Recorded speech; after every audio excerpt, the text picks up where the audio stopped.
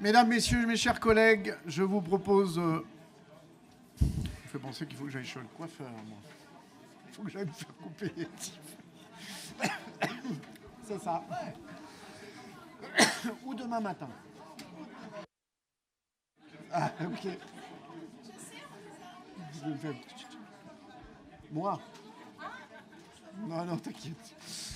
Bien, mes chers collègues, je vous propose de prendre place. Désolé pour ce retard à l'allumage. Bonjour Enzo.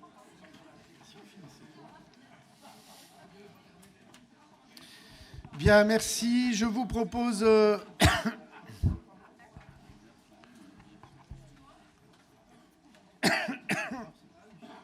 prendre l'ordre du jour.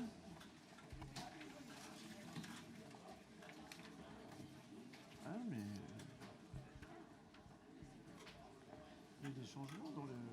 Laurent est à côté de Georges. Oui.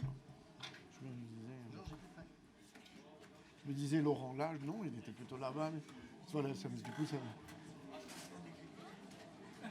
C'est une bonne idée. Historiquement, n'est-ce pas, Georges?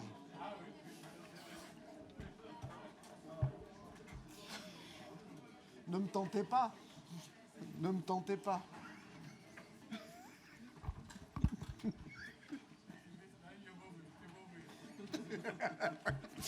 Bien, mes chers collègues, on démarre. Allez, une information générale en ce début de conseil métropolitain pour vous annoncer que la délibération numéro 55, le renouvellement partiel du conseil de développement et le programme 2023 sera voté à la reprise après le déjeuner, puisque on suspendra la séance et on permettra au conseil de développement une délégation pendant 15 minutes de nous présenter un certain nombre d'éléments.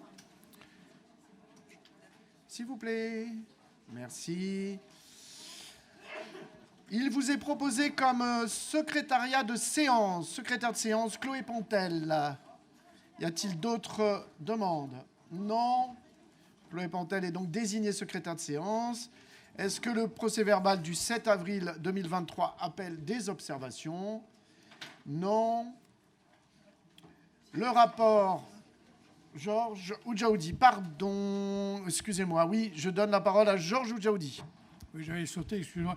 Il y a un vote qui est noté de ma part et qui est faux, enfin qui ne correspond pas à ce qui avait été appuyé sur la machine, mais je ne sais pas pourquoi. Il se retrouve en vote...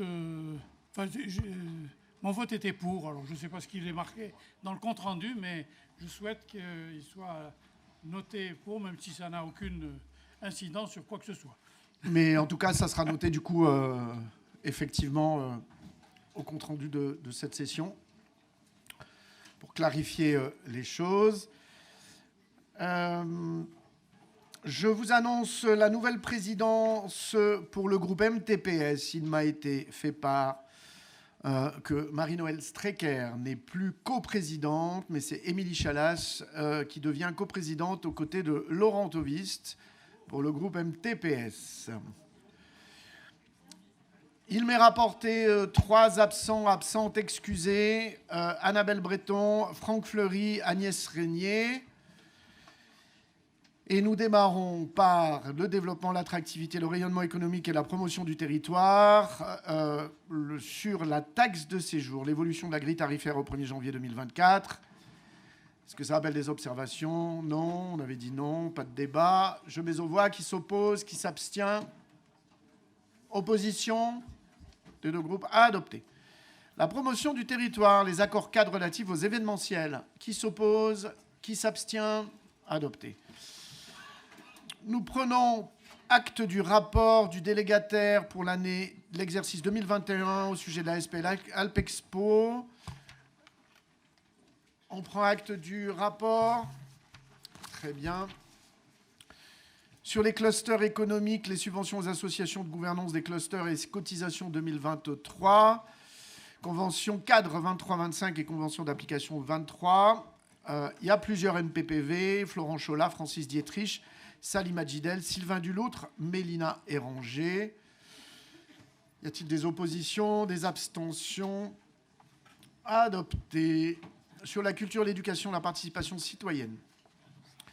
Il s'agit d'attribuer une subvention au tracé pour la préfiguration de la Biennale du design graphique 2024, convention d'objectifs. Il y a une demande de prise de parole sur cette délibération? Ah d'accord, donc c'est pas maintenant, c'est pour après. Alors NPPV pour, oui bien sûr, pour Jacqueline Madren. Qui s'oppose, qui s'abstient? Abstention. Uniquement de CCM? Alors, très bien. Une subvention à l'association pour un conservatoire de l'informatique et de la télématique qu'on connaît sous le nom d'Aconit. La convention d'objectifs entre la métropole, le département de l'Isère et Aconit. Qui s'oppose, qui s'abstient?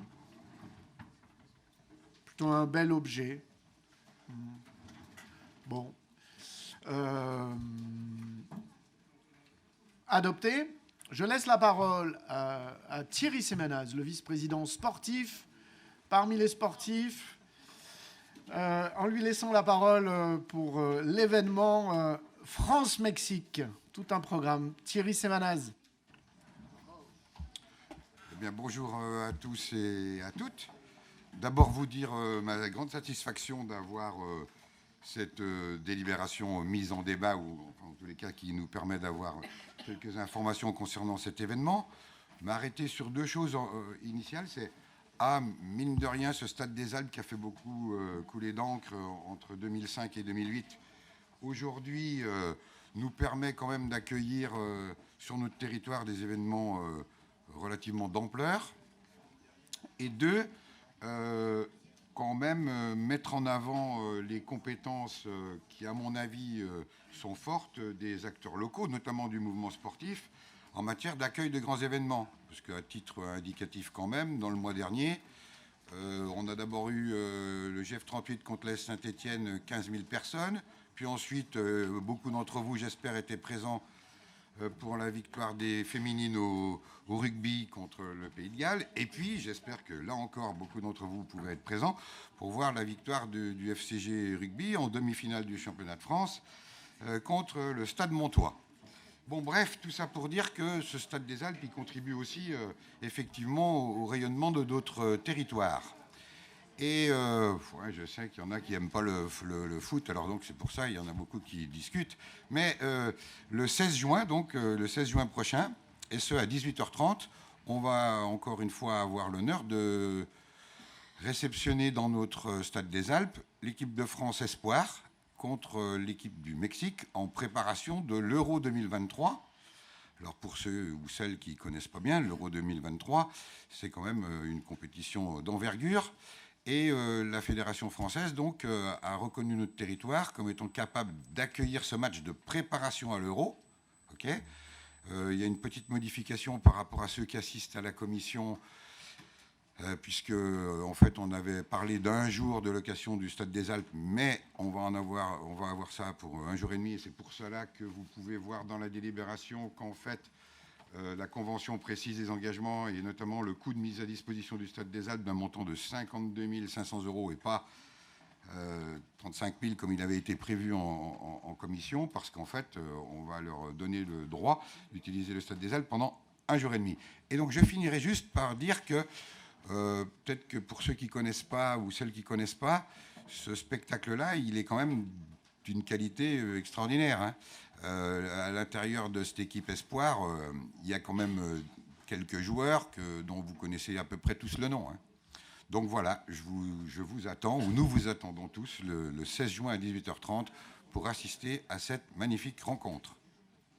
Merci beaucoup et merci effectivement d'avoir indiqué l'attractivité du Stade des Alpes aujourd'hui pour un certain nombre de compétitions. Je profite évidemment avec vous pour envoyer tous nos encouragements à nos rugbyman qui joueront demain à Toulouse. Je ne pourrai pas y être. Thierry non plus ne pouvait pas me remplacer. Et du coup, c'est Mélina Héranger qui représentera la métropole à Toulouse pour tout simplement représenter le conseil métropolitain pour qu'elle puisse crier pour nous tous, pour 119. Bien, merci. Je mets aux voix. Sur cette délibération, Corinne Lemarié. Oui, elle était au débat. Donc ok, il y avait une pardon. Prise de parole Très bien.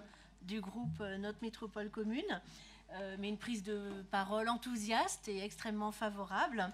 Donc merci, Monsieur le Président, chers collègues, au nom du groupe NMC, je me félicite que notre métropole accueille de manière régulière maintenant des compétitions sportives d'envergure internationale et bien sûr nationale. L'organisation de ce match de football masculin espoir opposant la France au Mexique est une nouvelle occasion de mettre en valeur notre territoire sportif, attractif et dynamique. J'encourage les vice-présidents au sport, mais aussi à l'attractivité et au tourisme, Thierry Semanaz et Mélina Héranger, à continuer leur travail pour que notre territoire reste identifié comme un lieu d'accueil de grands événements sportifs et de compétitions internationales de ce type. C'est un élément essentiel de l'attractivité de notre métropole. Nous l'avons vu avec l'organisation d'événements réunissant des centaines, voire des milliers de visiteurs, comme le Salon de l'Escalade, ou bien lors du passage du Tour de France l'été dernier. Le stade des Alpes, plus particulièrement, est un équipement clé que nous devons continuer à mettre en valeur. L'accueil en mars dernier d'un match international de rugby féminin a fait carton plein en remplissant notre stade. L'engouement fut réel, 19 000 personnes étaient présentes pour soutenir les Bleus. Au-delà de la ferveur populaire que créent ces événements, il nous faut aussi saisir ces occasions pour véhiculer des messages en faveur du sport pour tous et toutes, et encore plus pour le sport féminin, malheureusement sous-représenté, tant dans les médias que dans les stades. Je vous remercie. Merci beaucoup, Madame la conseillère déléguée. La parole est à Laurent Tovist. Oui, merci, Monsieur le Président. Alors, nous nous réjouissons bien évidemment également que le Stade des Alpes soit le plus souvent possible utilisé. Je ne sais pas d'ailleurs à qui s'adressait la remarque de Thierry Semanaz sur les débats qui ont eu lieu au moment de la construction de ce stade. Pour ce qui nous concerne, on a toujours été favorable, cher Thierry, à la construction de ce stade, et on n'est pas monté dans les arbres à l'époque pour manifester contre. Mais peut-être que tu as en tête des gens qui l'ont fait. Voilà. Donc nous, on est très très contents que ce stade soit plein. On renouvelle évidemment nos encouragements à la fois aux équipes de France, mais surtout à notre club du FCG qui a effectivement rempli le stade lors de la demi-finale, et on espère qu'ils pourront monter en top 14 pour le remplir à nouveau l'année prochaine.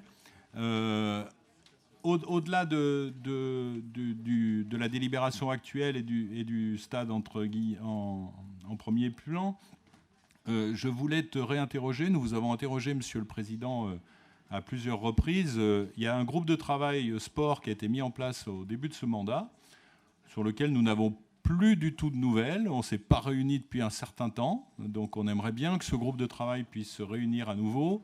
Et notamment, on souhaiterait pouvoir clarifier les règles d'intervention en soutien aux compétitions sportives pour qu'on ait à la fois la grille de critères qui nous permettent de déterminer quelles sont les manifestations sportives qui sont susceptibles d'être soutenues sur ce territoire. La parole est à Thierry Semanez.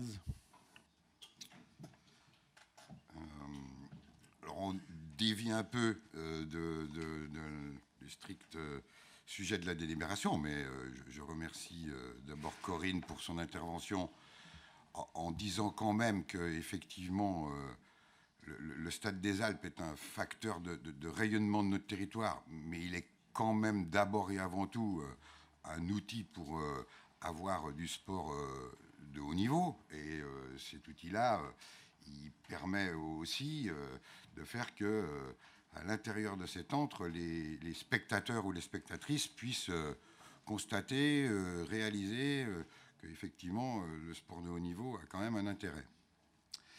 Alors ensuite, sur la question de Laurent, je le remercie beaucoup de pouvoir me donner la parole à ce sujet.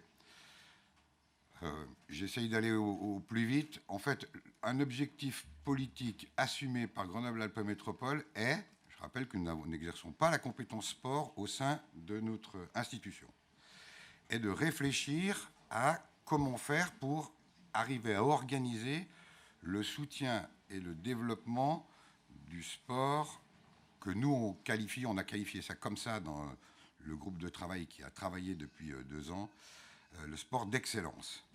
Et donc, j'en profite pour dire que le 7 juin, dans le Stade des Alpes, nous aurons donc une manifestation organisée conjointement par le Cercle 1892, on va dire un groupement d'entreprises, et le Dauphiné Libéré, mais où la métropole est en soutien très fort, pour justement pouvoir annoncer publiquement que les 4 acteurs qui doivent jouer un rôle essentiel dans le cadre de ce développement et de ce soutien puissent trouver un mode d'organisation qui permette de... Je rappelle juste, vous allez dire que c'est un peu prétentieux, cela n'existe nulle part en France.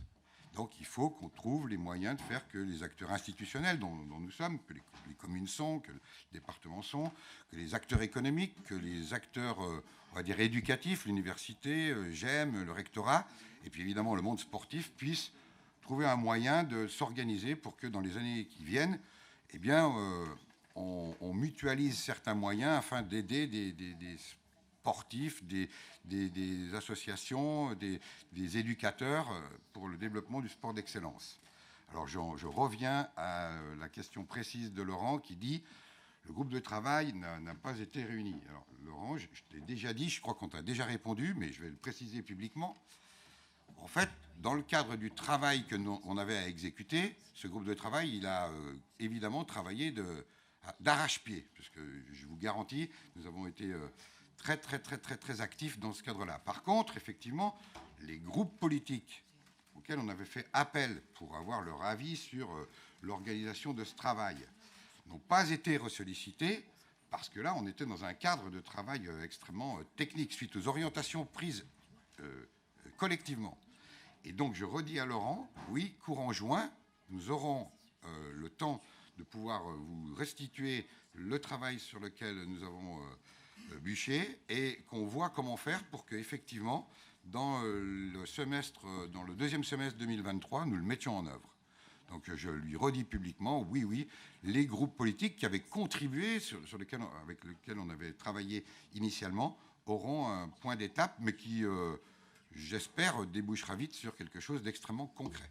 Donc je redis que le 7 juin, au Stade des Alpes, nous sommes exactement dans le cadre du travail décrit par Laurent. Merci beaucoup. Je vous propose de mettre aux voix. Qui s'oppose, qui s'abstient. Merci. Unanimité du Conseil métropolitain. Sur l'économie, l'industrie, la résilience économique, les conventions avec la Chambre de commerce et d'industrie, la CCI et la CMA. Qui s'oppose, qui s'abstient. Adopté. Sur la ZAE des peupliers, il s'agit de m'autoriser à signer des avenants, dont vous avez la liste. Qui s'oppose, qui s'abstient, adopté. La participation de la métropole au salon Polytech, un salon qui est vieux, ancien, mais toujours très présent. Soutien au pôle de compétitivité accélérera pour la tenue et l'animation d'un stand partenarial. NPPV de Guy Julien, qui s'oppose, vous opposez ? Ok. Qui s'abstient, il n'y en a pas, donc des oppositions, de l'opposition, adopté. Sur la question de l'emploi, l'insertion et de la jeunesse, l'acquisition auprès de la société pluraliste de locaux neufs situés au 103 avenue Jean Jaurès sur la commune des Bains, en vue de l'installation de la maison de l'emploi et de l'entreprise, la MIFISER et de la mission locale Sud-Isère. Alors, les NPPV sont Florent Cholat, Céline Delat, Anaïd Mardi-Rossian, Christian Masnada, Jean-Yves Porta, Dominique Cheblin. Et je me permettrai évidemment du coup de rapporter cette délibération.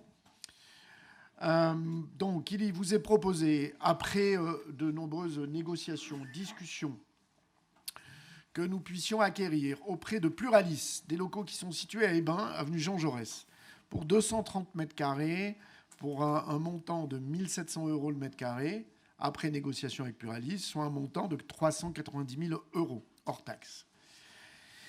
Ils sont situés à proximité des transports en commun, ils sont facilement accessibles, et ils permettront de regrouper la maison de l'emploi et de l'entreprise, ainsi que la mission locale Sud-Isère. La première accompagnant Agières, Hébin, Poisat, Bresson, Briey, Angonne, Herbé, les demandeurs d'emploi de plus de 26 ans, et les entreprises du territoire dans leur recrutement, et la seconde des jeunes de moins de 26 ans, Agières, Hébin et Poisat.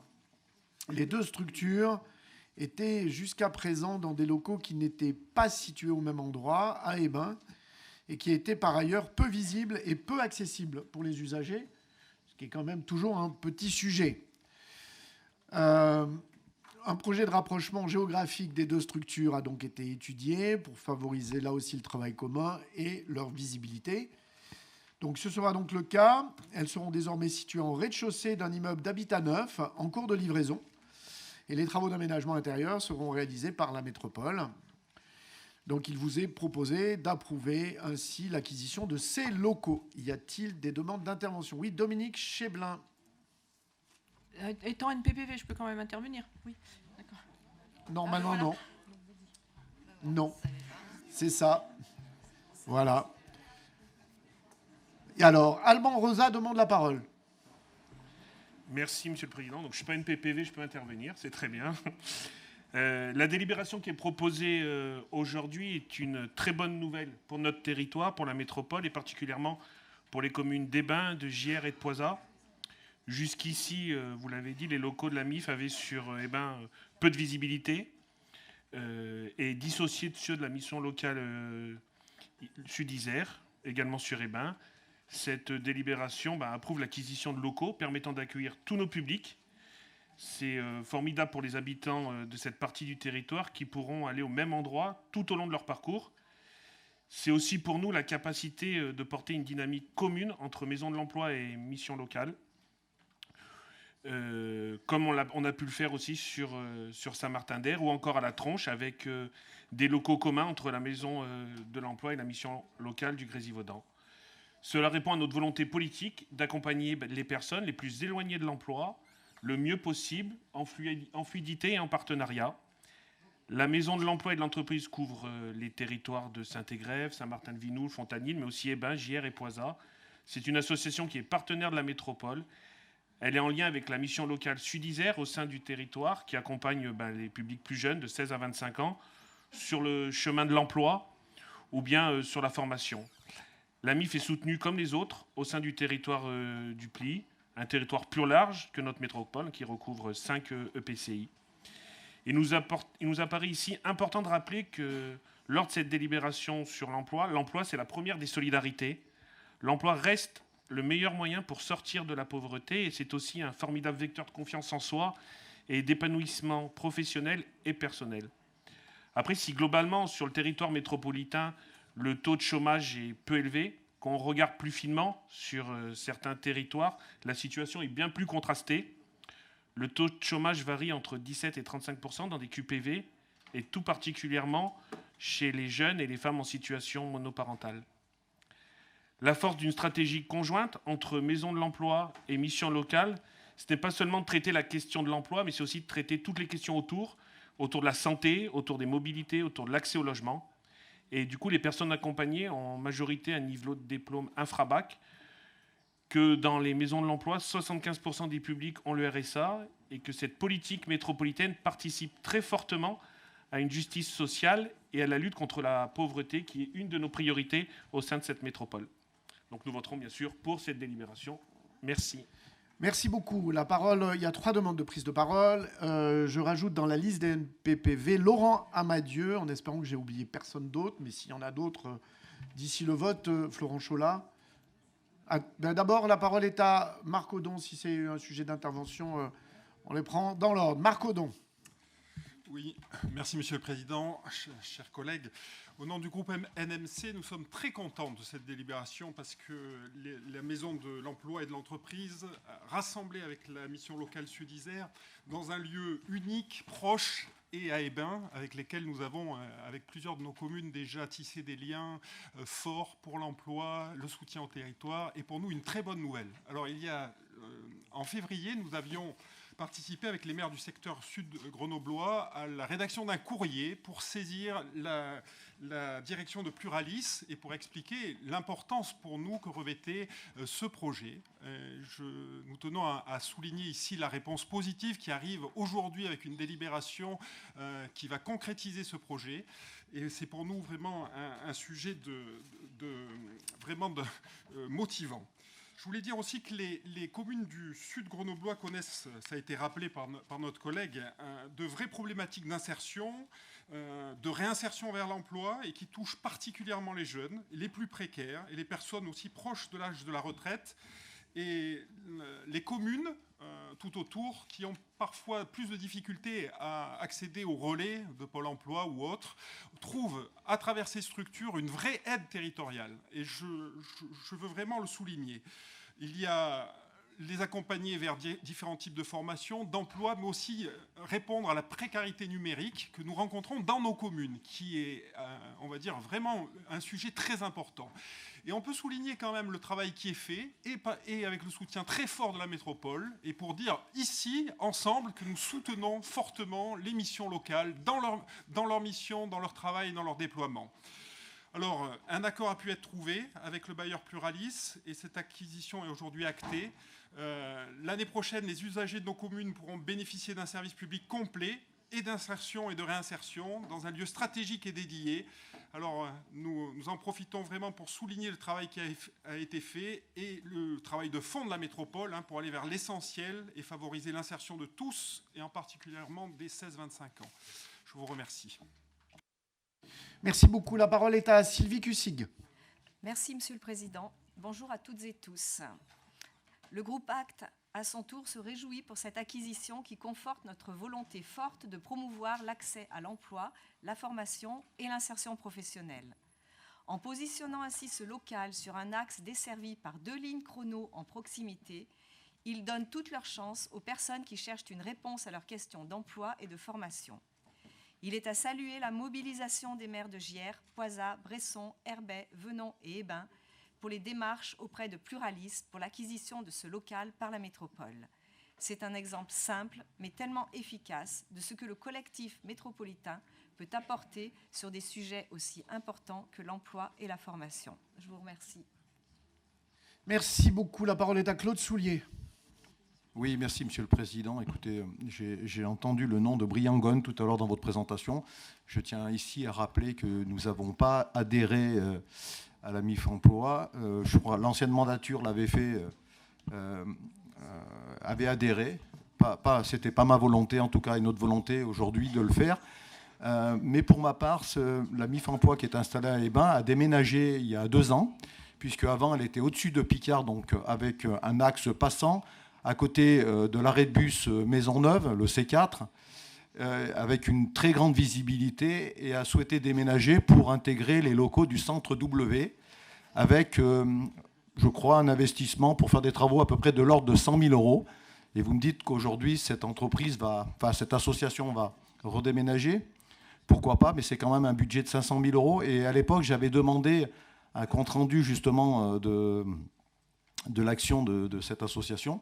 Ils n'avaient jamais pu me répondre en me disant oui, c'était une dizaine de personnes. Je n'avais eu aucun nom, aucun retour. Et pour ma part, c'est vrai que j'ai mon entreprise pas loin et je vois très bien l'activité qu'elle produit.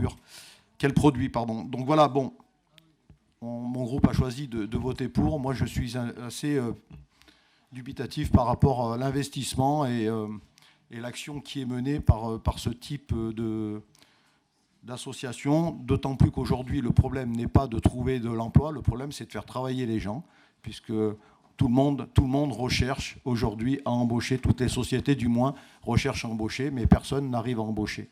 Voilà, je vous remercie, Monsieur le Président. Merci beaucoup. Je vais laisser la parole à Florent Cholat. Juste un commentaire, sans remettre 50 centimes dans le jukebox. C'est plutôt de mon époque, ça. Donc, simplement...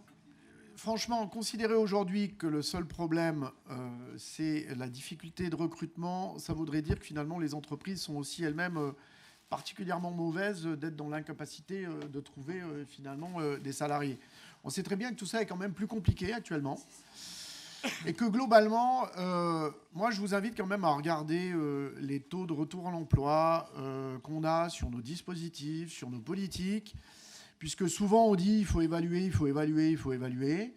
Et en fait, dans la réalité, aujourd'hui, on est particulièrement sur beaucoup de nos structures, je dirais dans des retours à l'emploi qui sont extrêmement importants. Quasiment 90% sur certains dispositifs. Donc, en fait, notre sujet, c'est qu'effectivement, on a aujourd'hui un certain nombre de personnes qui sont très éloignées de l'emploi, qu'il nous faut accompagner, et qui intéressent d'ailleurs beaucoup les entreprises aujourd'hui.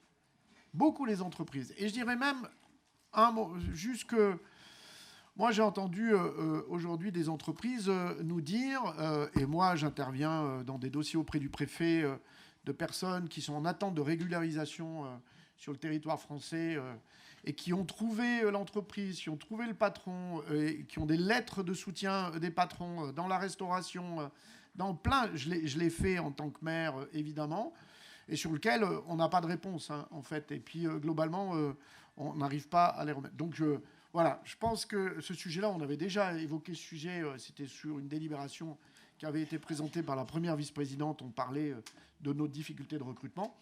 Je pense que voilà, il faut mesurer aussi le travail qui est mené avec ces structures aujourd'hui, dont il n'est plus l'objet de démontrer la question de leur efficacité. Elle est réelle, elle est là, et elle permet d'avancer. Et évidemment, bien sûr, je retire de mes propos le nom de la commune de Briançonne si effectivement elle n'est pas dans le dispositif. Florent Cholat. Je vous prie de m'excuser je vais être très terre à terre. Juste, il me semble qu'à l'énoncé des NPPV, il y a une confusion entre les deux missions locales, Sud-Isère et Alpes-Sud-Isère, puisque en fait, Christian Masnada, Jean-Yves Porta et moi-même sommes représentants à la mission locale Alpes-Sud-Isère, et que du coup, il me semble que nous avons le droit de prendre part au vote.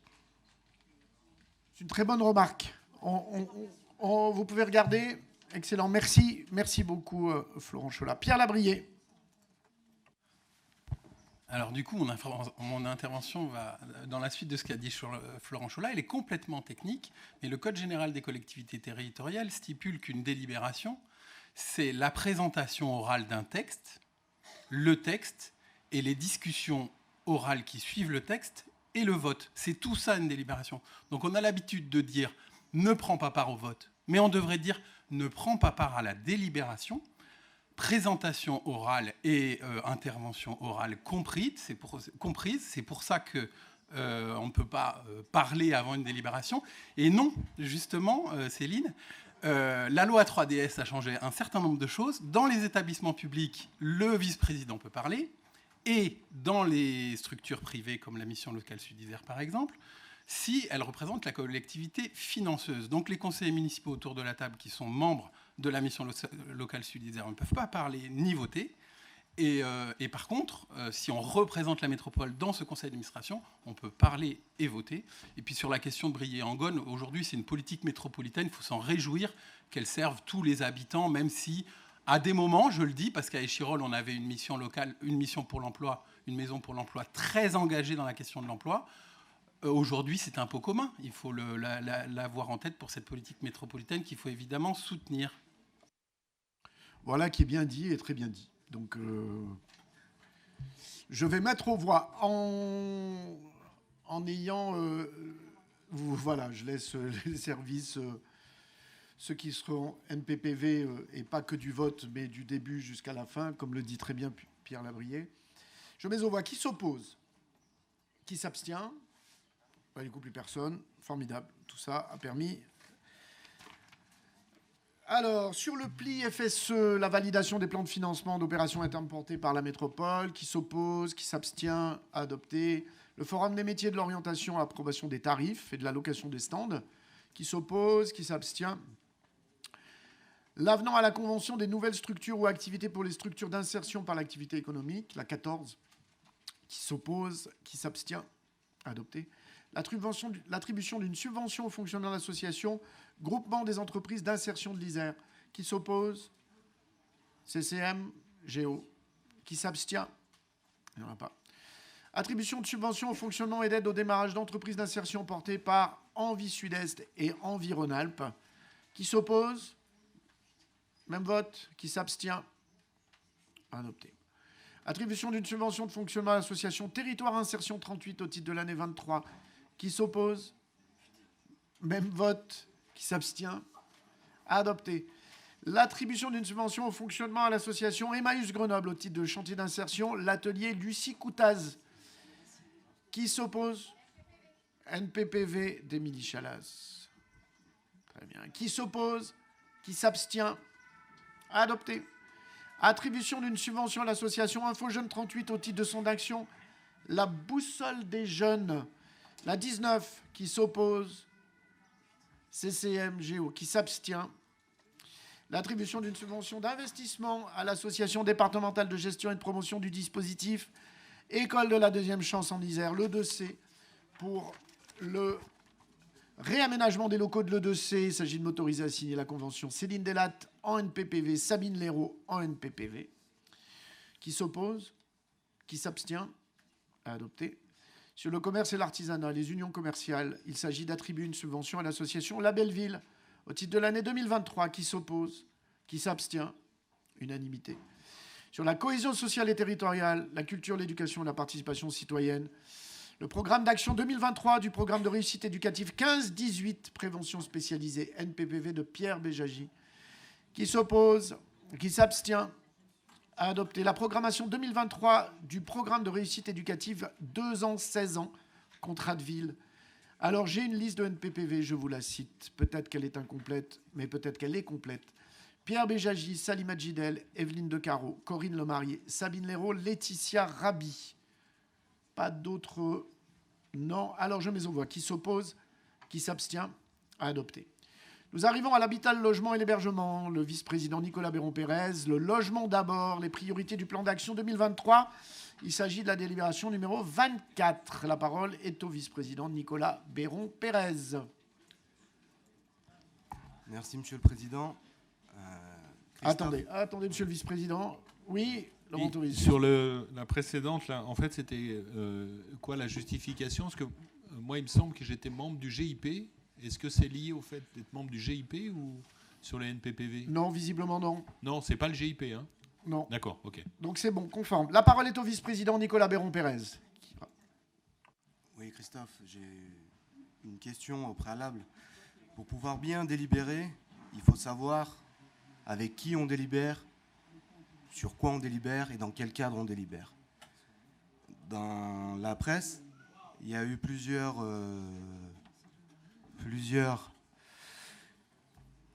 interventions au sujet d'une évolution future de l'exécutif métropolitain, d'une évolution future des contours ou parcours de la majorité. Les communistes, on a appelé à l'apaisement au sein de la majorité, et aujourd'hui, je vous pose la question, est-ce qu'il y a un statu quo à ce sujet, à l'échelle de notre exécutif et notre majorité métropolitaine? Monsieur le vice-président, juste l'objet de la délibération, c'est le logement d'abord. Donc moi, je vous invite à être sur le champ des délibérations qui nous concernent. Il n'y a pas d'inscription de nouvelles délibérations, vous l'avez vu, qui avait été évoquée à un moment donné d'ailleurs, qui avait été inscrite dans la presse. Hein. Je ne suis pas sûr d'avoir prononcé cela d'ailleurs moi-même, mais même sûr que non. Donc moi, je vous invite à rapporter le sujet du logement d'abord. Merci. Je suis navré, je me trouve dans l'incapacité, sans avoir une réponse explicite, d'être en capacité de rapporter pour avoir un cadre serein pour avancer sur cette politique publique. Alors, je vous propose de reporter le champ de l'habitat et finalement, on reviendra sur les 2 délibérations qui sont mises en débat. Je vais reprendre la 25, à partir de la 25, et puis ensuite, nous reverrons cela. Programme local de l'habitat 2017-2024, la réhabilitation du parc public. Il s'agit du dispositif d'aide aux réhabilitations du volet gestion urbaine et sociale de proximité. Chut. GUSP des bailleurs sociaux, la programmation 2023, c'est la délibération 25. Qui s'oppose? Qui s'abstient? Unanimité. La 26 sur le PLH 2017-2024, une offre nouvelle de logements locatifs sociaux. Il s'agit de la programmation initiale des demandes d'agrément et des aides financières de la métropole. C'est délibération classique sur nos agréments, logements sociaux. Et il y a une demande de prise de parole là-dessus, d'explication de vote. Alain Carignon. Oui, Monsieur le Président, je suis désolé, mais sur le logement d'abord, moi j'avais des revendications des habitants sur ce sujet. On va y revenir. On y vient après. Je ne comprends pas que ça ne vienne pas dans le débat comme prévu. Est-ce qu'il y a des considérations qui passent au-dessus de cette problématique? Il n'y a pas de considérations qui passent au-dessus. Nous y reviendrons. Elles vont être examinées. Ne vous inquiétez pas, dans ce conseil, il n'y a pas de souci. Hein. Sur la programmation de logements sociaux, Monsieur Carignon, allez-vous la voter? Je mets aux voix qui s'oppose, qui s'abstient. Bon, je suis ravi qu'on la vote tous collectivement. Le soutien aux fédérations de locataires 2023, qui s'oppose, qui s'abstient. Adopté. La délégation de compétences de l'État et de l'ANA pour l'attribution des aides à la pierre, qui s'oppose, qui s'abstient. Adopté. L'attribution du marché pour le suivi animation du second volet de l'OPH à Renaudy à Saint-Martin-d'Air, qui s'oppose, qui s'abstient. Adopté. Copropriété fragilisée et habitat dégradé, la programmation 2023, qui s'oppose, qui s'abstient. Adopté. Les subventions aux associations d'IGI et les habiles pour l'année 2023. Qui s'oppose? Qui s'abstient? Adopté.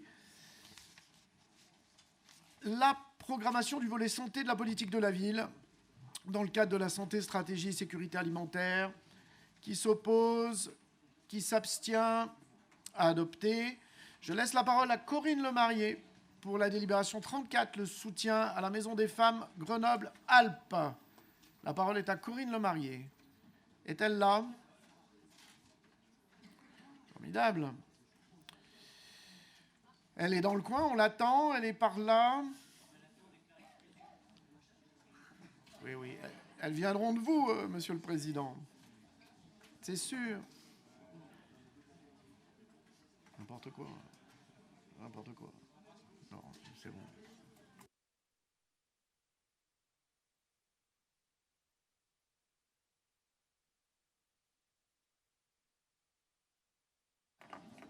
Et nous accueillons Corinne Lemarié. Nous sommes allés plus vite. C'est tout. La parole est à Corinne Lemarié pour le soutien à la Maison des Femmes Grenoble-Alpes.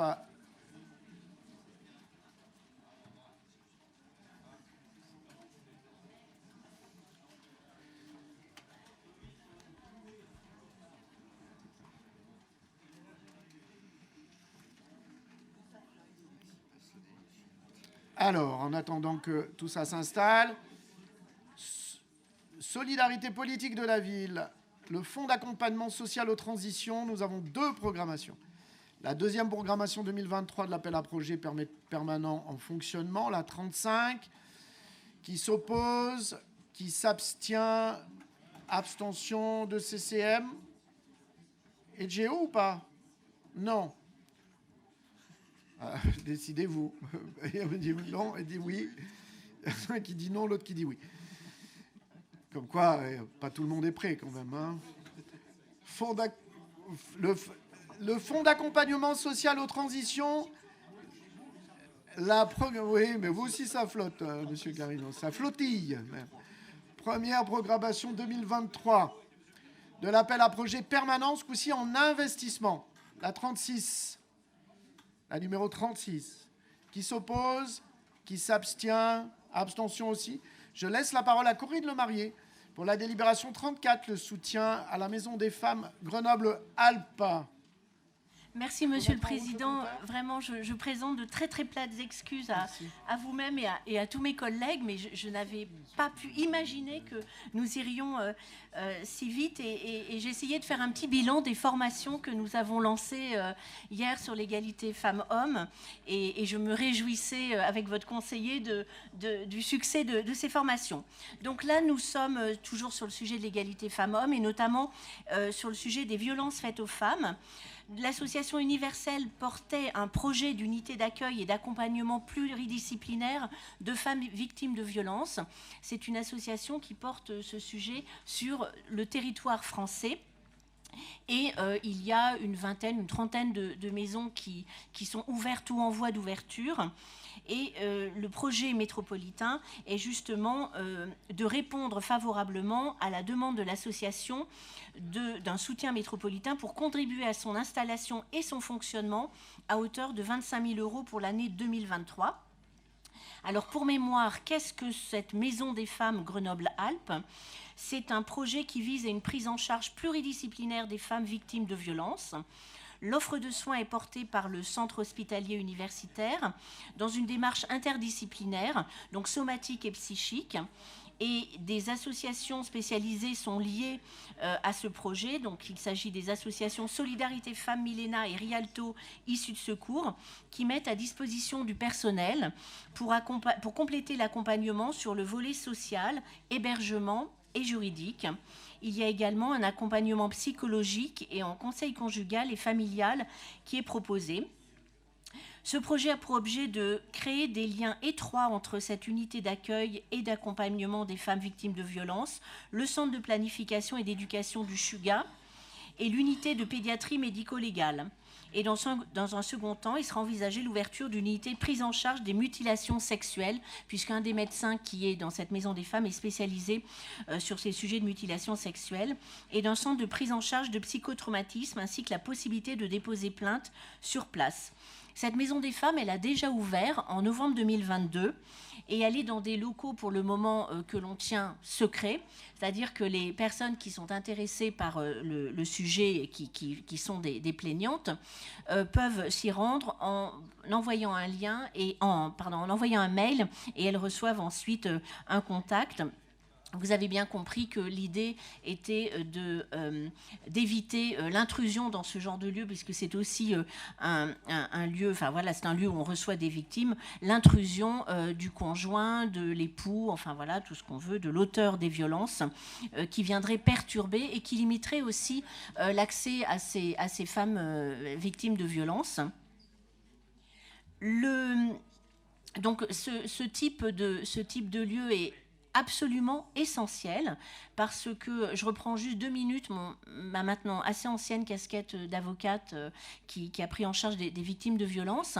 C'est que c'est souvent la difficulté quand on est victime de violence de la part de son conjoint, donc de violence dans la sphère familiale qui parfois est extrêmement large, parce que les beaux-parents, les grands-parents, tout ça peuvent être des freins au dépôt de la plainte. C'est d'avoir un suivi continu et de trouver un lieu où on va pouvoir être entendu, écouté et avoir une prise en charge extrêmement globale. Parce que la problématique des violences familiales, c'est que c'est rarement une fois la violence, ou alors quand elle est une fois, c'est qu'elle est souvent fatale, malheureusement. Et donc les plaignantes déposent plainte, se rétractent. Il n'est pas rare qu'en correctionnel, on voit la plaignante qui soit à côté du mis en cause et du prévenu pour dire que finalement, ce n'était pas si grave et que ce qui est plus important. Donc c'est un vrai sujet. Et pour essayer de solutionner ce problème qui est vraiment quelque chose de très particulier à ce type de violence et de plainte, il faut assurer un suivi rassurant, régulier et qui concerne vraiment l'ensemble, donc tant le dépôt de la plainte qu'un suivi psychologique, un suivi du trauma évidemment et un suivi des violences physiques et puis un hébergement aussi quand c'est possible. Donc tout ceci, je sors un peu de la délibération, mais pour vous sensibiliser, je sais que vous l'êtes déjà beaucoup dans cette métropole et c'est un vrai plaisir pour vous sensibiliser à l'impérieuse nécessité de de protéger et de multiplier ce genre de lieux.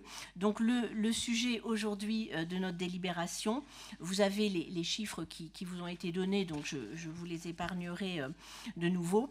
L'idée aujourd'hui, c'est de soutenir le projet de la Maison des Femmes porté par l'association universelle à hauteur de 25 000 € sur une subvention de fonctionnement et d'autoriser donc le président à signer la convention financière dont le modèle est en annexe, que vous avez reçu en annexe. Voilà, je vous remercie.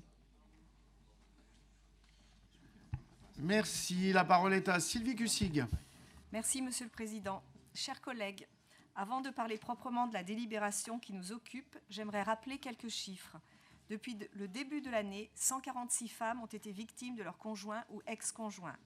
En moyenne, en 2019, le nombre de femmes âgées de 18 à 75 ans qui, au cours d'une année, sont victimes de violences physiques et ou sexuelles commises par leur conjoint ou ex-conjoint est estimé à 213 000 femmes.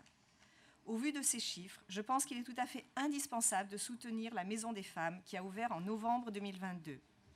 Quand il est question de cohésion sociale et d'aide aux plus précaires, il est impossible d'oublier les femmes sur ce sujet. La précarité touche principalement les femmes. 70% des travailleurs pauvres sont des femmes, selon l'Observatoire national de la pauvreté et de l'exclusion. En plus de cette précarité, elles peuvent se retrouver victimes de violences conjugales venant de leur conjoint ou de leur ex-conjoint. Il n'est donc pas possible de voir leur foyer comme un havre de paix où elles sont censées se reposer. L'idée de la Maison des Femmes est totalement dans cette optique. Aider les femmes qui ne peuvent voir dans leur foyer un endroit sécurisé. Le but est d'accompagner ces femmes pour éviter qu'un potentiel drame se produise. Elles peuvent trouver un accompagnement sur le volet social, d'hébergement et juridique. Un accompagnement psychologique et un conseil conjugal et familial est également proposé. Cependant, son but est aussi de se développer. Il est envisagé l'ouverture d'une unité de prise en charge des mutilations sexuelles, d'un centre de prise en charge du psychotraumatisme, ainsi que la possibilité de déposer plainte sur place. Cette Maison des Femmes a donc besoin de fonds pour se développer. C'est la raison de cette demande de subvention d'un montant de 25 000 € en fonctionnement. Cela n'est peut-être qu'un premier pas vers son développement, mais nous savons tous combien celui-ci est essentiel. Nous remercions Corinne Lemarié pour tout le travail accompli et nous rappelons le très joli cycle de rencontres et de débats qui se tient ici, Le féminisme fait le printemps, avec des invités qui incarnent les défis et les enjeux des luttes féministes. C'est pour ces raisons que le groupe ACT soutiendra cette délibération et se félicite du soutien de la métropole à la lutte contre les violences faites aux femmes. Merci. Merci beaucoup. La parole est à Anaïde Mardy-Rossian. Merci, Monsieur le Président. Au nom du groupe NMC, nous nous félicitons du soutien qu'apporte Grenoble-Alpes Métropole au projet de Maison des Femmes et à l'association universelle. Les maisons des femmes sont nées en Île-de-France avec l'ambition d'être des lieux d'accueil pour les femmes victimes de violences en offrant une prise en charge pluridisciplinaire pour garantir leur santé physique et mentale. Un lieu unique où les victimes peuvent trouver tout l'accompagnement dont elles ont besoin. Localement, c'est l'association universelle qui est porteuse depuis de nombreuses années de la création d'une maison des femmes sur notre agglomération et mobilise de nombreux acteurs de la santé de lutte contre les violences sexistes et sexuelles, comme cela a été cité. Nous nous félicitons donc du soutien qu'apporte la métropole au fonctionnement de cette structure. Plus largement, il faut souligner le travail mené par la Maison de l'égalité femmes-hommes, appuyée par notre conseillère déléguée et ses équipes qui mènent un travail remarquable sur l'ensemble de ces questions. Pour lutter contre tout type de violence, contre les femmes, orales, morales, physiques, au sein du foyer, au travail, dans l'espace public, le sexisme et la violence contre les femmes se retrouvent malheureusement aussi dans la sphère publique et en politique, mais aussi, consciemment ou inconsciemment, à travers nos politiques locales. Et c'est pour lutter contre le phénomène que la métropole a proposé à l'ensemble des élus métropolitains et communaux une formation à l'égalité femmes-hommes, auquel nous avons été nombreux à participer, comme cela a été cité précédemment. Quand on travaille au sein d'une collectivité sur l'égalité femmes-hommes et que l'on échange sur le sujet avec des collègues ou des élus, il n'est pas rare de s'entendre dire « mais nos politiques sont pour tout le monde, elles sont égalitaires ». Si dans l'esprit c'est vrai, la réalité est différente. Les politiques publiques peuvent réduire les inégalités entre les femmes et les hommes, mais elles peuvent aussi, dans certains cas, les renforcer. Qui bénéficie des équipements sportifs? Qui a accès aux vestiaires? Y a-t-il un élu, un agent identifié en charge de ces questions? Quelle mixité professionnelle dans les services de la collectivité? Ai-je suffisamment de données statistiques qui prennent en compte le genre? Voilà toutes ces questions auxquelles les élus et les agents des collectivités territoriales sont confrontés et comment y répondre. La mise en œuvre d'une politique locale d'égalité nécessite un portage politique fort et des moyens humains et financiers dédiés. Si ces actions ont pu émerger, c'est parce qu'elles ont été portées par des femmes et des hommes profondément convaincus, comme c'est le cas pour notre métropole. Parce que les politiques pour l'égalité femmes-hommes remettent en question des idées bien reçues, des comportements, des procédures ou des méthodes, souvent bien établies dans les structures et bien ancrées dans les esprits. Ces agents et ces élus ont souvent rencontré des résistances et ont su développer des stratégies pour les dépasser. Le constat que nous avons pu justement partager au sein de ces formations est qu'aucune politique publique n'est neutre du point de vue du genre. L'important, c'est de le prendre en compte et d'en avoir conscience dans l'élaboration de nos politiques. Merci. Merci beaucoup. Y a-t-il d'autres demandes de prise de parole? Oui, Laura Pfister. Merci, bonjour à toutes et tous. Merci Corinne pour cette présentation. Je pense qu'on peut être toutes et tous fiers d'avoir pu accompagner la création de la Maison des Femmes par l'association Univerel et de permettre aujourd'hui que ce lieu perdure. Ce lieu d'accompagnement de femmes victimes de violences sexistes et sexuelles est un lieu de dignité où les femmes et leurs psychotraumas sont pris en charge et considérés. Et l'équipe qui fait un travail formidable tous les jours et malheureusement parfois difficile, puisqu'il faut le dire, c'est un travail qui est difficile aussi. Et il faut reconnaître et le remercier pour ce travail-là. Ce soutien à la Maison des Femmes, il intervient en même temps que l'inauguration du centre d'accueil de la Fondation Georges Boissel, soutenu aussi par la métropole. Ce lieu est destiné en priorité aux femmes victimes de violences. Et en fait, ces lieux, c'est au croisement de nos politiques sociales, de santé et de lutte contre les discriminations. Il faut les soutenir, les valoriser. Le rapport du Haut Conseil sur l'égalité femmes-hommes, notamment plusieurs personnes ici en parlaient, a sorti un rapport en 2023 qui fait état de l'ampleur du sexisme en France depuis le début de l'année. Et on peut voir qu'il y a une augmentation très très forte des violences contre les femmes notamment. Ces lieux d'accueil sont donc nécessaires. Aujourd'hui, on est à 47 féminicides en France depuis le début de l'année. 47, c'est énorme. Et c'est bien la preuve que c'est important pour nous de continuer de travailler à ce que justement elles puissent être mises en sécurité. Évidemment, il y a ces lieux qui traitent des urgences, et il le faut, mais nous avons aussi beaucoup à faire en termes de prévention, de sensibilisation et de communication. L'association Univerel fait ce travail auprès des professionnels de santé, et c'est d'ailleurs très intéressant parce que c'est aussi un peu leur volonté de travailler ce réseau de professionnels formés sur la question. Et la métropole, au travers de son réseau partenaire égalité et de la Maison pour l'égalité femmes-hommes, permet d'intégrer différentes associations, institutions dans cette lutte contre les discriminations. Alors c'est avec un grand oui que nous voterons cette délibération. Merci infiniment. La parole est à Laurent Toviste. Oui, merci Monsieur le Président. Je vais être très court, tout a été dit. Je voudrais simplement que nous ayons une petite pensée, puisqu'on parle de violence envers les femmes, que nous ayons une petite pensée pour la maman de la petite Elia, voilà, qui a été enlevée hier à Fontaine. Merci beaucoup, Monsieur le Président. Absolument. Y a-t-il d'autres demandes de prise de parole? Mélina Héranger, je vais les laisser appuyer. Hop. Simplement pour remercier effectivement des initiatives, inviter l'ensemble du Conseil à prendre position. Je rappelle qu'en France, selon les derniers chiffres, les femmes représentent plus de 51% de la population et sont encore aujourd'hui présentées comme une minorité sur beaucoup de sujets. Une minorité majoritaire, c'est toujours un petit peu compliqué, mais je ne fais pas débat.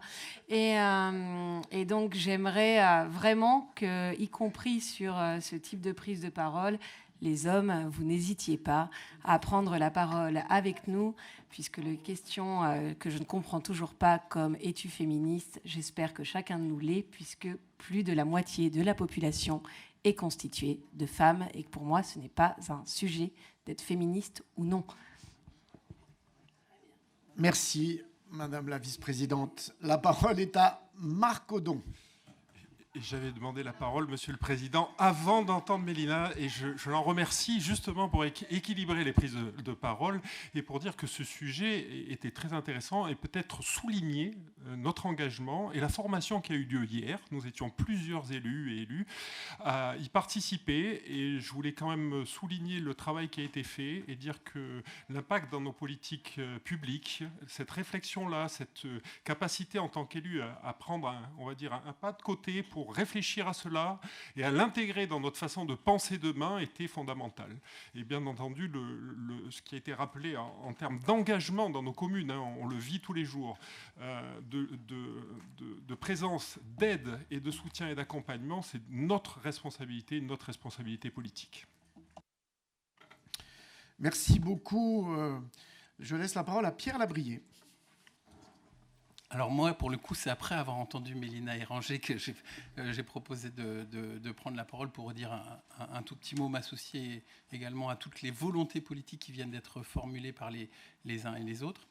Prendre la parole en tant qu'homme, en tant que féministe et également en tant qu'échirolois pour rappeler que ce travail il est très très important, et il a commencé avec la première maison pour l'égalité hommes-femmes de ce type en France, qui était un centre de ressources qui était financé à moitié par la métropole et à moitié par la ville d'Échirolles.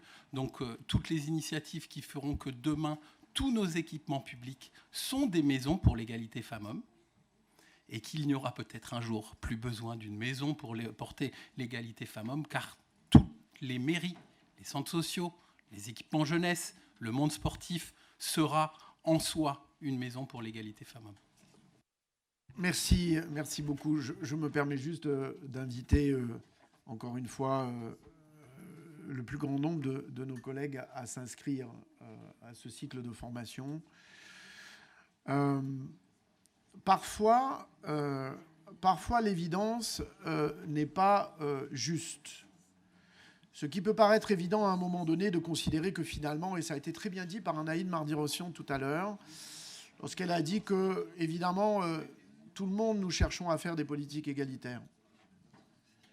Et dans la réalité des faits, parfois, sans même forcément en avoir conscience, ce que nous prenons comme décision peut avoir des répercussions, je dirais, de façon particulièrement inégalitaire en termes de politique.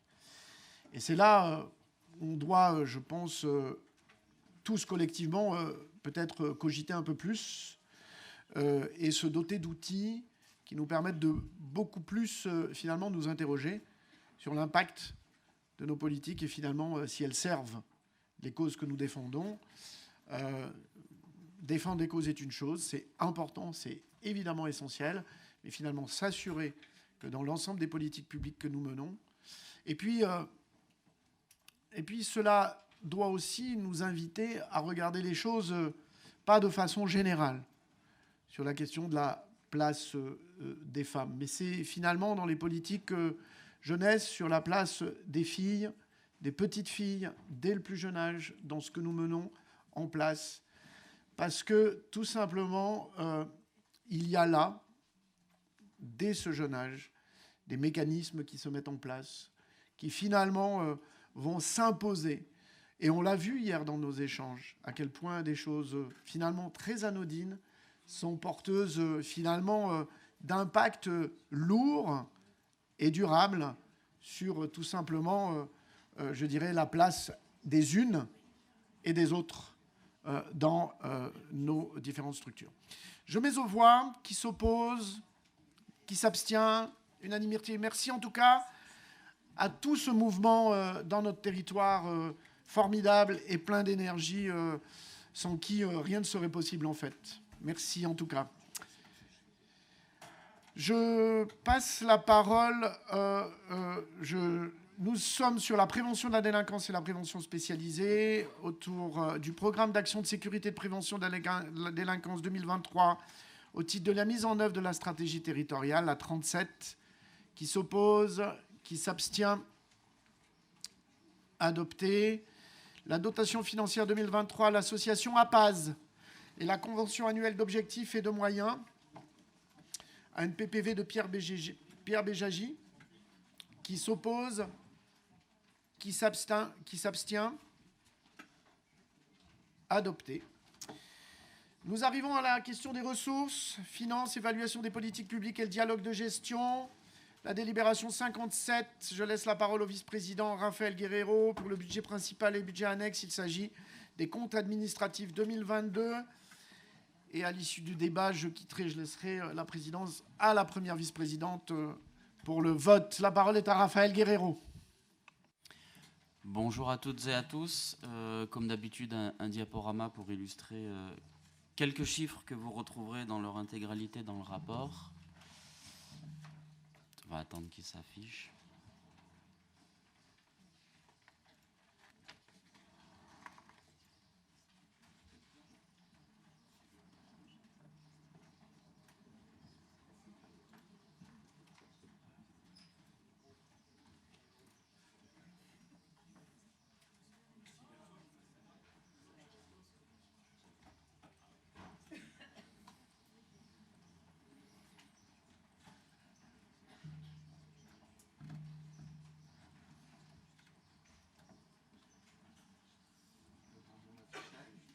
Nous attendons l'affichage. C'est les Russes. Compliquer le cheminement dans le tuyau jusqu'à l'écran de télévision. Ça me dépasse, évidemment. Alors...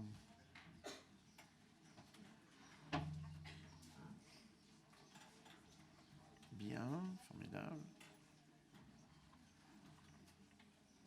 Alors, on va régler ça. Parfois, la technique s'en mêle. Ça y est. Non, déjà, voilà, ils font entrer un coup de pin. Très bien. Et c'est vraiment ultra confidentiel, hein, quand même, le truc. Hein. Et voilà. Je ne sais pas où est cette salle. Ça reste toujours un mystère, hein, dans le bâtiment. La salle qui est à l'écran, elle n'existe pas. C'est comme un catalogue. Hein. Vous voyez ? C'est joli. Nous voilà, les éléments arrivent pour le vice-président. Merci, la parole est à Raphaël Guerrero. Merci à vous. Donc le compte administratif 2022 que nous présentons aujourd'hui. Tout d'abord, quelques éléments sur les budgets consolidés. Donc, d'abord sur le plan pluriannuel d'investissement, un rappel.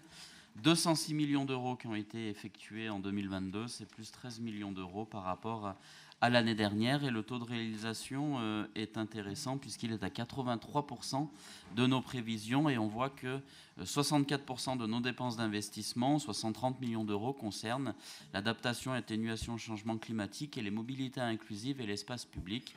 Donc l'objectif politique de notre PPI se décline bien dans les résultats.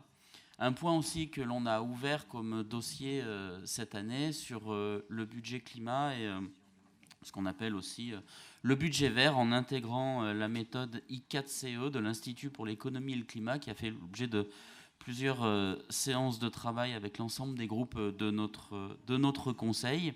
L'objectif étant de marquer notre budget, de voir son impact sur l'atténuation du changement climatique avec l'objectif de zéro carbone en 2050. Il y a une classification qui montre, qui illustre les opérations d'investissement aujourd'hui, puisqu'on a travaillé d'abord sur l'investissement du budget principal et petit à petit l'idée d'arriver au budget 2014, d'avoir l'ensemble des budgets qui soient marqués avec la méthode I4CE. Donc il y a 4 thématiques très favorables, plutôt favorables, neutres, c'est-à-dire qu'il n'y a pas d'impact significatif, défavorables, et puis des sujets qui sont à approfondir parce qu'il y a besoin de spécifier les choses ou hors périmètre, comme par exemple de ne pas comptabiliser la dette, puisqu'on comptabiliserait 2 fois une opération d'investissement, et par la dette et par l'opération en propre. Alors globalement, ça donne quoi sur le budget principal ? Eh bien, on voit que 34% de nos dépenses sont en très favorables ou favorables pour 48,3 millions d'euros. Nous avons 40,7 millions d'euros d'opérations défavorables et puis un nombre important, 51 millions d'euros d'opérations qui sont à approfondir et que nous avons besoin de continuer le travail avec les services et avec les élus pour affiner les choses et pour construire une nomenclature, on va dire, métropolitaine qui permette après rapidement et automatiquement de classer les dépenses en fonction de leur impact au climat. Un rappel aussi, c'est une méthode qui ne permet pas la comparaison des budgets des collectivités entre elles, mais par contre qui permet de mesurer l'évolution de notre propre budget. Alors quelques illustrations sur des politiques publiques qui sont importantes et majeures. Bien entendu, on ne va pas toutes les passer en revue parce que ça, on l'a fait dans les groupes de travail avec l'ensemble des groupes. Si on prend le première thématique importante, mobilité, espace public, comment les choses sont catégorisées. En très favorable, 20,5 millions d'euros, et on y retrouvera la politique cyclable, le plan canopé, le ferroviaire, tous les soutiens que l'on a pour la SPLM TAG ou le SMAG, le GER de voirie qui concerne la piétonisation, la mobilité douce, des imperméabilisations, la signalisation verticale en lien avec les mobilités douces, ou les sujets de végétalisation et de travaux connexes à la 480. En favorable, 2,2 millions d'euros. Des investissements pour le passage en LED des feux tricolores, les véhicules électriques de voirie, les investissements sur le PCFE pour donner la priorité au transport en commun et fluidifier le trafic automobile, ou alors les travaux de proximité, accessibilité, mobilier urbain, ralentisseurs, marquage et autres. Et puis des dépenses qui sont considérées comme défavorables à 27,3 millions d'euros. C'est le petit GER avec du bitume, l'échangeur du rondeau, véhicules thermiques, ou solde des prorata précités. Et puis enfin, à approfondir, c'est de distinguer quels sont les ouvrages d'art qui permettent le franchissement des mobilités douces, des transports en commun, la manière d'entretenir nos bâtiments, nos véhicules, ou encore l'enfouissement des réseaux. Un autre sujet qui est important, le développement économique. Comment le développement économique se traite? Eh bien, on a un sujet très favorable pour 800 000 euros avec l'entretien des zones d'activité industrielle. Là aussi, mobilité douce et végétalisation. En favorable, 4,1 millions d'euros sont les investissements Nano 2022 pour les recherches liées à la réduction des consommations énergétiques ou le soutien aux plateformes technologiques avec, par exemple, Atos, construction sans artificialisation, ou le respect de la norme RE 2020. Les aides au commerce pour aider les commerçants à participer à la transition énergétique, ou les aides à l'hôtellerie, là aussi, sur la mise aux normes énergétiques. Et puis des dépenses qui sont considérées comme défavorables, c'est le solde de l'entretien des zones et des aides de commerce qui ne rentrent pas sur la typologie favorable. Et enfin, à approfondir, le rachat du pôle R, l'entretien du mine, les projets de R&D qui doivent être décortiqués pour savoir comment les classer. Un troisième, et j'en terminerai là pour les illustrations, sur l'énergie et le climat.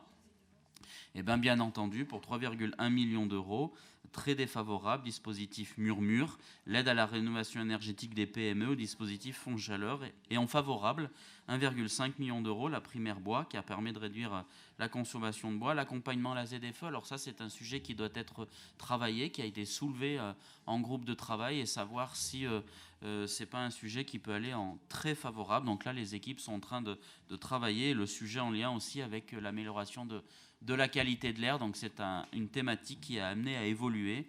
Et puis les IRVE pour les recharges des véhicules électriques. Voilà quelques illustrations en investissement de la manière dont on peut catégoriser notre budget en budget vert. Et puis, à l'aune du budget 2024, l'ensemble de nos documents budgétaires vont se catégoriser avec la méthode I4CE. Si je reviens à notre compte administratif, d'abord, tout s'est exécuté en termes de recettes consolidées, donc 574 millions d'euros, donc en progression de 2,7% sur l'ensemble des budgets consolidés.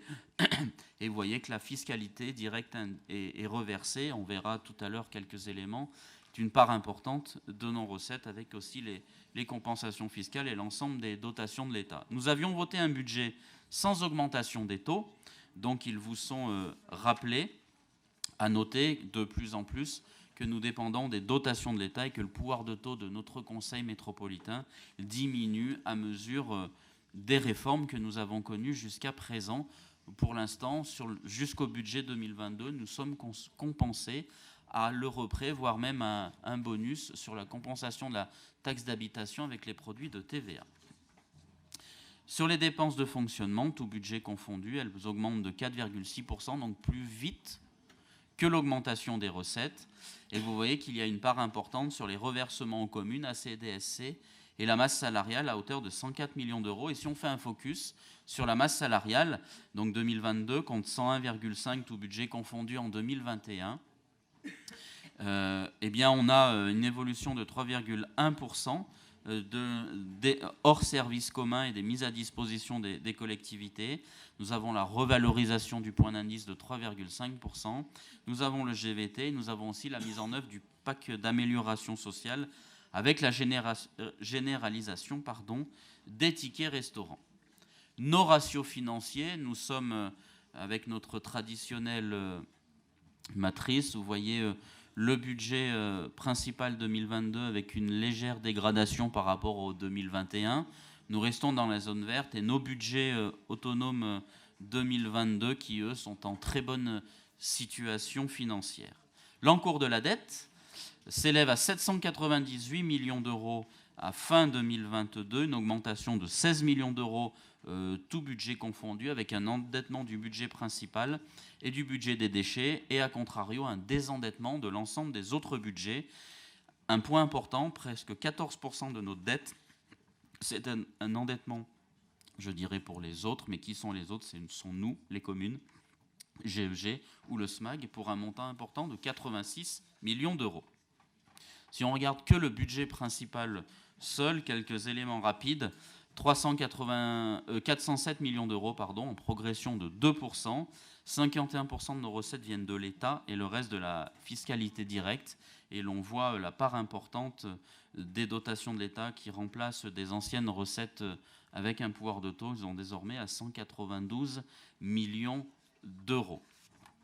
Sur les recettes de fonctionnement, justement, ces dotations de l'État, 92,5 millions d'euros, elles baissent cette année encore de 1,3 million d'euros.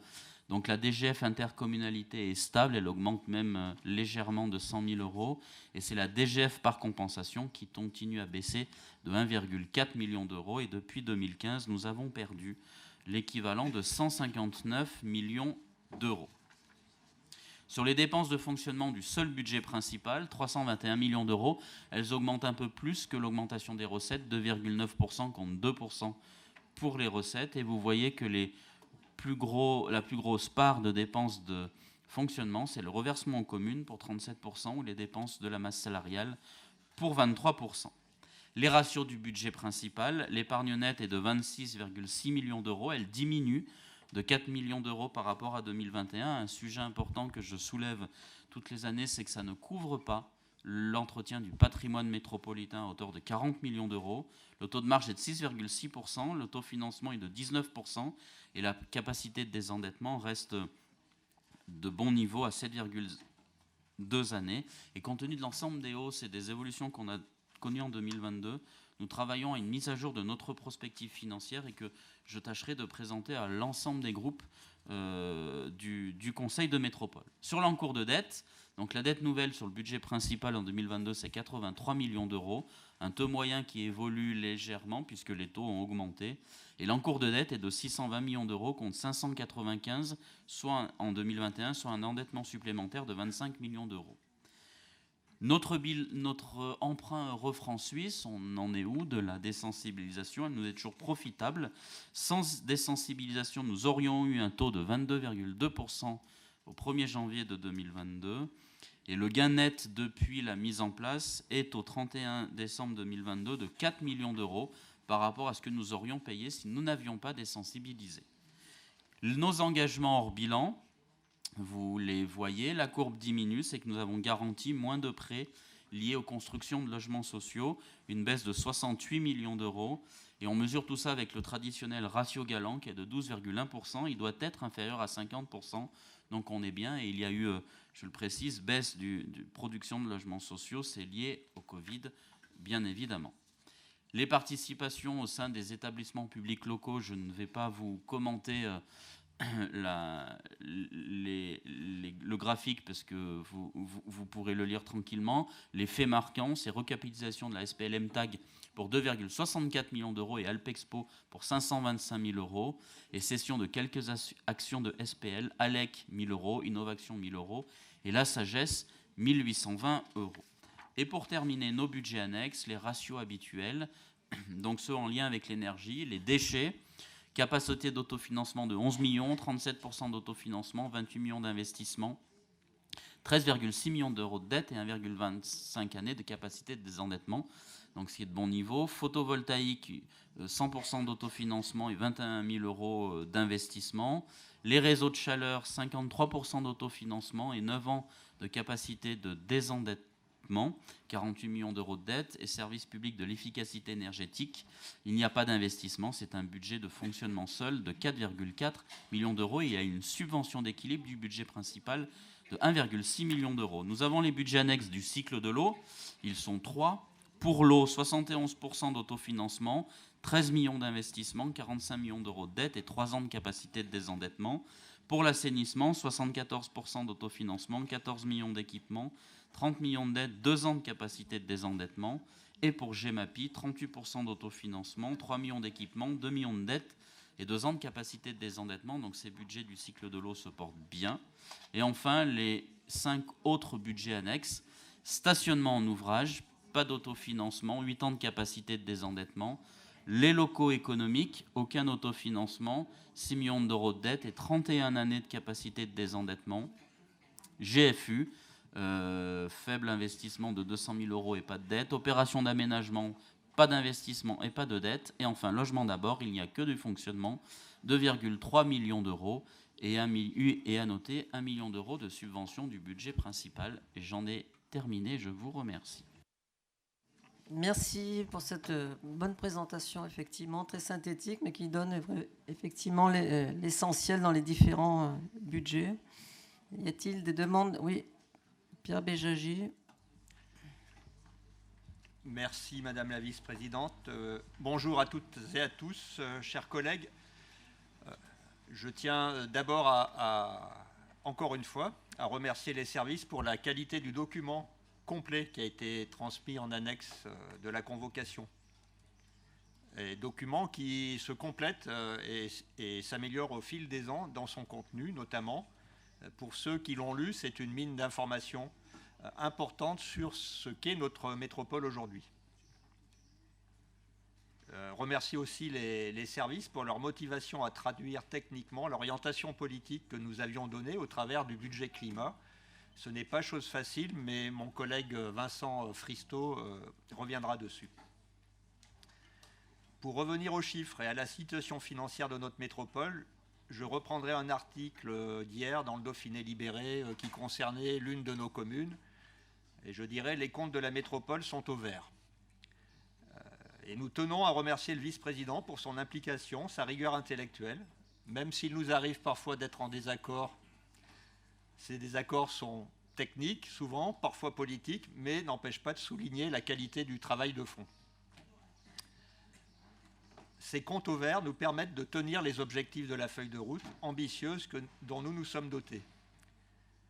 Nous voyons que cette feuille de route, que d'aucuns avaient trouvée déraisonnable, est largement finançable sans dégrader nos propres ratios, et notamment le ratio d'endettement, qui reste aux environs de 7 ans, donc bien inférieur à celui de métropoles comparables. Et en tout état de cause, bien loin du délai plafond de 12 ans. Nous avons donc les moyens de nos ambitions, c'est une bonne nouvelle. Mais cette bonne nouvelle appelle aussi de la vigilance, et est quelque peu ternie par des nuages qui nous arrivent de Paris ou de Lyon. Quels sont ces nuages? En premier lieu, nous observons bien que les recettes issues de la richesse fiscale ont tendance à baisser. Non pas parce que cette recette diminue, ou cette richesse diminue, pardon, mais parce qu'une partie des impôts levés localement est remplacée par des dotations ou soi-disant de compensation de l'État